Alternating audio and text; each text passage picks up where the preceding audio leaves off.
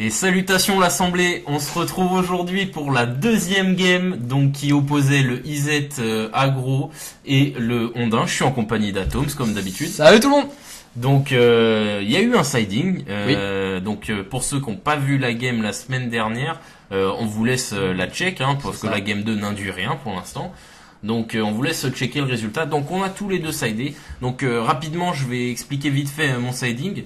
Donc moi dans mon side post-moderne, j'ai incorporé une carte complètement craquée Qui bat tous les jeux rouges. qui bat tous les jeux rouges et verts. En fait, cette carte elle est dans le Ondin pour balayer Jund.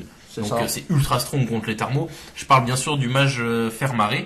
Donc rapidement, quand il arrive sur le champ de bataille, je désigne une bête et qui est rouge ou verte. Et tu la prison. Et je la prison tant que le mage ferré est là, il peut plus rien en faire. Enfin, il l'engage, il peut plus la dégager quoi. Bien sûr, par contre, s'il y a des effets de mana activés qui ne l'obligent pas à l'engager, tu peux les faire, bien sûr. Voilà, les capacités activées, il peut toujours les faire. Mais tout ce qui est, en gros, c'est fait pour neutraliser les thermos. Concrètement, je vais pas y aller par quatre chemins. Ça l'engage quand elle arrive ou ça fait juste qu'elle s'engage plus? Non, ça l'engage et ça, c'est ultra fat. C'est vraiment très très fort. Donc je les ai rentrés puisque toutes ces créatures sont rouges. Donc même ces cyclopes ou ces mini drachnauts sont rouges. Donc écoute, il reste plus qu'à le toucher. Rapidement, j'ai juste aussi incorporé des négations pour pouvoir tout simplement cutter ses sorts. Et il me semble que j'ai rentré mon kit anti-aggro, c'est-à-dire plus de désinvocation, des choses pour tempo quoi. Donc là tu joues donc là c'est le meilleur tour 1, ouais. Le meilleur tour 1, oui. Mais après comme je me disais tout à l'heure contre ce deck. Oui, contre ce deck. Je me disais tout à l'heure, ce qui est dommage dans son deck, c'est qu'il n'y a pas de créatures bleues qui boostent, qui sont comme son fielleux du four et tout. Et du coup, ça c'est un peu contre lui parce que celui qu'on ait des sorts anti-rouges, toutes ces bêtes sont contrées. Ouais, mais ça, je pense pas que ce soit sa faute. Voilà, après le vrai souci, après son deck est ancien, il faut savoir, il faut pas blâmer notre coéquipier qui bientôt viendra se présenter ici sur la table de cast. Donc oui, faut pas le blâmer. Son deck est l'un des tout premiers decks qu'on a fait entre nous. Il est vraiment ancien. Moi, je trouve le vrai défaut que je mettrais à ce deck, c'est le manque de protection de ses bêtes. Bah oui, mais après il peut pas parce qu'il cherche un timing le plus serré possible. Il essaye de tuer plus il tue possible, mieux c'est pour lui quoi. Donc là, j'ai 2 attrapeurs de malédiction, autant vous dire que je suis ultra safe. Avec la reine qui elle engage un permanent quand tu joues en sort d'ondin ou c'est toujours pareil. Elle en s'engageant, elle rend imbloquable un ondin. Ah, c'est pas mal ça. Ouais, bah c'est pour quand j'ai pas la traversée des îles. Donc là j'ai 2 attrapeurs de malédiction, donc autant vous dire que sa combo elle va pas passer. Parce que pour souvenir, l'attrapeur de malédiction c'est pour tu le sacrifies, tu cuts je le sacrifie et je nique un sort curvé en fait. Ah, t'as pas besoin de le payer? Non. Pas mal, non, c'est vraiment très fort comme carte. Vraiment là c'est le meilleur tour 1 contre lui. Donc là il me tue mon général, c'était le play à faire. Tout à fait. Il essaye de temporiser un peu l'agression parce que Ondin, pour ceux qui ont l'occasion de jouer contre en moderne, ça va très très vite. Les bastos à 5-6 par tour. Déjà là on voit que t'es déjà ralenti par le simple fait que t'as pas ta fiole. Ah oui, la fiole ça aide. Donc là on voit dans ma main que j'ai un Master of Waves. Donc il faut savoir que Master of Waves aussi contre les jeux rouges c'est ultra puissant parce qu'il a la protection contre le rouge. Oui, du coup ça fait que mes élémentaires parce que généralement en fait le trick pour tuer l'armée que génère le Master of Waves c'est de tuer le Master of Waves parce que du coup comme les jetons c'est des 1-0. Donc là tu joues je crois ton maître du trident.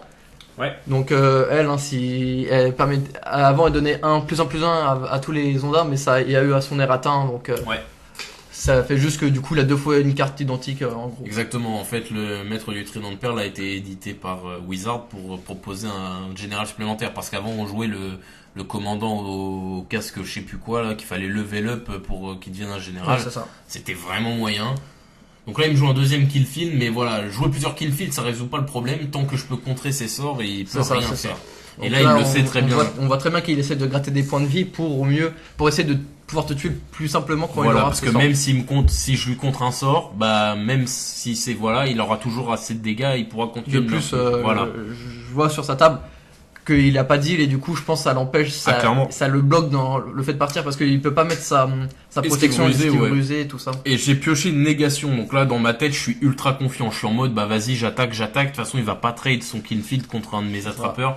Bon vas-y j'attaque, je suis ultra safe, j'ai un hard counter de ses sorts et j'ai mes les 2 attrapeurs, je suis refait quoi. Là on voit déjà que t'as clairement l'avantage, t'as plus de 10 points de vie que lui, bon bien sûr il peut toujours retourner la situation, ouais mais on sait jamais.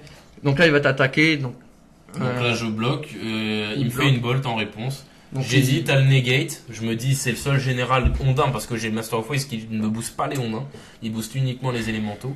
Donc là je lui hard counter sa bolt, je me dis bon bah si le mec il en est résigné à me faire une bolt. Et surtout bloqué avec ton... Voilà, et du coup ça fait que je peux bloquer son kill field va mourir. Non, là je crois que, je suis pas sûr mais il a fait la bolt mais tu l'as contré. Ah oui je l'ai contré mais comme ma negate et comme en fait non c'est pas ça en fait c'est comme Kinfin en fait c'est quand vous jouez un sort, c'est quand vous lancez. Donc oui. Il me semble en fait c'est ce qu'il m'a dit, alors peut-être qu'il s'est trompé hein, mais il m'a dit en fait ça permet du coup même si le sort est contré ça le trigger s'applique. Donc là il a super bien joué parce qu'il me joue ensuite une mitraille étant donné que mes généraux bon vas-y je l'ai fait. Donc mitraille pour ceux qui ne savent pas ce que c'est un sort qui inflige une blessure et qui a le déluge. Donc le déluge c'est vous allez copier le sort pour chaque sort qui a été joué avant, que ce soit adverse ou vous-même. Et du coup là, ça lui a permis de board sweep en même temps d'avoir bloqué le général et de le tuer au passage. Vu qu'il avait tué mon général, mes attrapeurs étaient redevenus des 1-1. Donc là, dans ma main, j'ai Master of Waves et Annonciateur démarré. Par contre, je crois que je suis pas sûr, mais je crois que t'avais du mana et que t'aurais pu cut le spell avec un de tes attrapeurs de malédiction et tu vas oublier.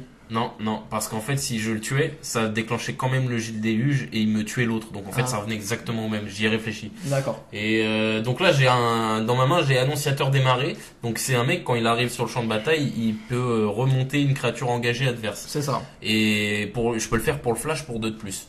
Et j'ai le Master of Waves. Donc j'arrive dans une situation où j'ai board vide, je me dis, je joue le Master of Waves, il a qu'une seule dévotion, je pose un token, c'est super moyen. Je me dis, je me dis donc je vais attendre qu'il m'attaque avec quelque chose et je vais jouer l'Annonciateur de marée en réponse. Et comme ça j'aurai une dévotion pour le bleu plus puissante. Ouais, tu voulais t'expliquer oui, expliquer la carte, donc je connais pas le nom. Mais ce qu'elle fait, c'est quand je crois qu'elle touche, elle gagne un marqueur et à la fin je sais plus comment elle trigger. Mais du coup, son deuxième trigger, c'est qu'il va piocher autant de cartes que de marqueurs qu'il y a sur la créature. Exactement. Donc pour le coup, il avait pas de piocheur et il s'est dit tiens, ça c'est une carte intéressante.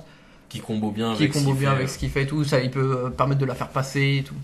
Donc là, il fait l'esquive rusée. Donc là, il commence à faire son combo. Moi, je suis là avec un smile énorme. C'est ça. Je sais exactement ce qu'il veut faire. Donc moi, mon plan d'action, c'est qu'il claque tout. Je laisse tout passer pour lui faire croire au bluff. Donc que je n'ai rien en fait. Et je lui fais faire tout claquer, je laisse tout claquer et à la phase de déclaration, je pose l'annonciateur pour remonter sa bête boostée. C'était mon plan d'action. Et donc là, il m'attaque. Donc là, je vais poser mon annonciateur démarré. Et donc là, t'étais bien en mode oui, vas-y, attaque-moi. Vas-y, balance-moi, vas-y. Oui. Donc là, je lui pose l'annonciateur. Alors, sachant que voilà, notre coéquipier, il n'avait pas encore joué contre mon deck Ondin Upgrade. Donc il découvrait un peu les cartes que je l'avais incorporées. Après, bien sûr, il connaît un peu. Voilà, bien sûr, il sait d'ailleurs, il connaissait ces cartes-là. Il savait juste pas que j'y avais mis le budget pour les incorporer. Donc là, il voit l'annonciateur de marée, il fait ah ouais, c'est une bonne carte. Et bam, je lui mets aussi un Vapor Snag sur sa bête pour enlever le counter et lui faire perdre un life. Parce qu'en fait, j'avais pas dans tous les cas de Iceland Walk, donc je me dis hop, j'enlève les bloqueurs et je sais ce que j'ai aussi dans la main.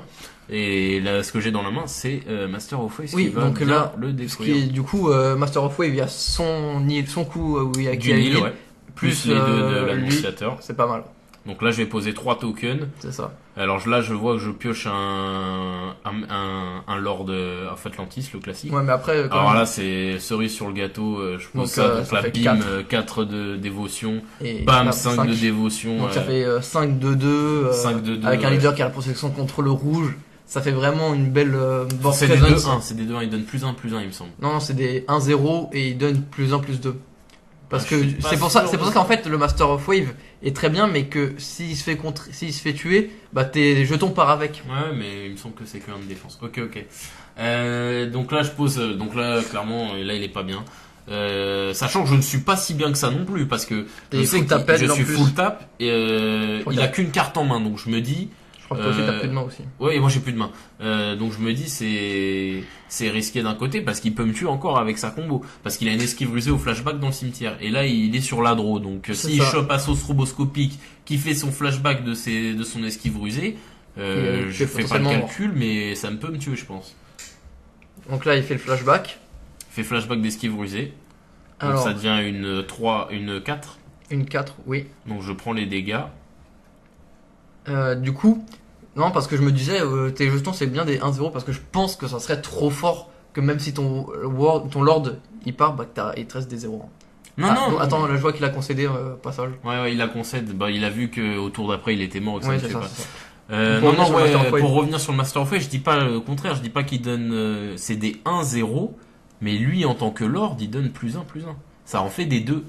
Je suis pas sûr. Moi, je pense qu'il en fait des 2-2. Bon, bref, qu'importe, c'est du détail. Si vous savez, dites-nous dans les commentaires. Voilà. Donc je remonte. Il a pas réussi, mais d'un côté, je touche pas mon side, donc c'était difficile. C'était Tendu. Alors lui, je sais pas ce qu'il a sidé, mais en tout cas, je sais qu'il l'avait fait aussi. Après, son side n'est pas autant optimisé que le mien. Le sien est optimisé pour moderne. Ouais, voilà. Donc il est censé répondre à peu près à tout. C'est ça. Donc c'était une belle game qui a duré un peu plus longtemps que la première parce que quand il te met la combo, bah c'est comme quand tu joues contre un poison qui a la main parfaite. Même contre un aggro qui a la main parfaite et toi t'es comme ça, tu touches rien. Bah, t'es là en mode oui. Bah je pose mes landes. Hein. Je pose mes landes. Après c'était quand même une belle game. Hein. Vous avez fini avec 9 points de vie pour toi, je crois. C'était pas loin. Après Ondin, voilà, moi le deck je l'apprécie énormément. C'est vraiment mon deck de prédilection depuis beaucoup de temps. Parce que je trouve le deck trop constant en fait. Le deck a trop de mêmes cartes qui font la même. En fait, chaque carte est puissante en fait. Il y a pas de c'est limite pour moi, c'est presque un mono bleu good stuff. Bah c'est un peu ça, ce qui est bien c'est que comme c'est un deck aggro mono bleu, ça te permet d'avoir la liberté de pouvoir mettre du contrôle sans forcément avoir splasher des trucs et tout. Ouais, et puis même tu peux même incorporer du contrôle sans perdre de vitesse par rapport à d'autres aggros, et ça c'est vraiment il suffit de prendre le vert. Bon après le vert ils ont très peu de contrôle, je prends un extrême. Mais pour le coup les verts ils sont obligés de tuer très rapidement alors que les bleus ils ont quand même les contrôles et tout, ils ont des piocheurs. Et puis Ondin c'est quand même l'un des decks aggro qui tabasse le plus paradoxalement avec sa couleur quand même. Oui, c'est quand même étonnant quand t'arrives à avoir 5-6 lords sur la table, même pas besoin, il suffit d'avoir deux ou trois lords avec le Sandfolk. Avec la Sandfolk, ça tue tout. La Sandfolk, oui. Donc voilà, on va vous laisser là-dessus. Donc la semaine prochaine ce sera la belle. C'est ça.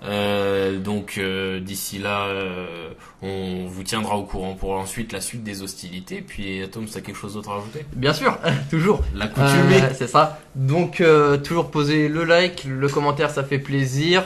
Vous abonner à la page et à la chaîne et on vous dit à la semaine prochaine.